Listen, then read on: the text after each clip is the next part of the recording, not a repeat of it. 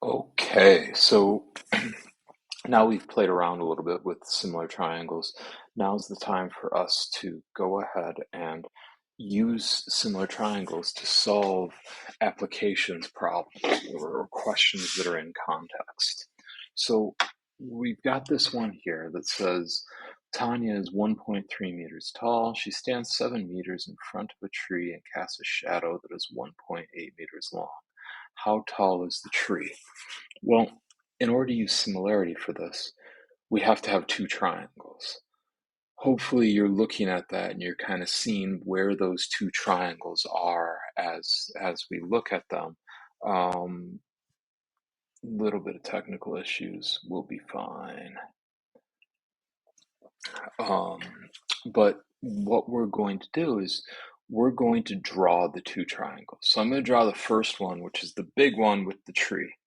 All right, so we already have that kind of drawn, but here's the big one, the tree. We know that she's 7 meters and then she's 1.8. So let's just write that as 8.8 as our entire distance here. We're going to assume the tree grows straight up and down, so it's a 90-degree angle. So we got a right triangle. What we're looking for is the height of the tree. Now, the other triangle that exists is the one that Tanya is making. And that is this one that has 1.8 and 1.3, because that's how tall she is, right? 1.3. Now we've got similar triangles. Now we have a situation where we've got this similarity thing. So what we have to do is we're comparing the height of the larger one. So I'm going to write the height of the larger one divided by the height of the small triangle, which is 1.3. And that has to be the same as the length or the side of that larger triangle divided by the length of the smaller one.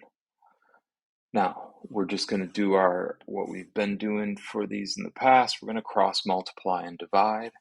So I'm going to end up with something that's going to look like the height is going to be the same as 1.3 times 8.8 all over 1.8. Now, I'm not going to do that by hand. I'm going to use my calculator. So 1.3 times 8.8, and all of that, by putting the brackets in there, I'm able to avoid any issues when I divide.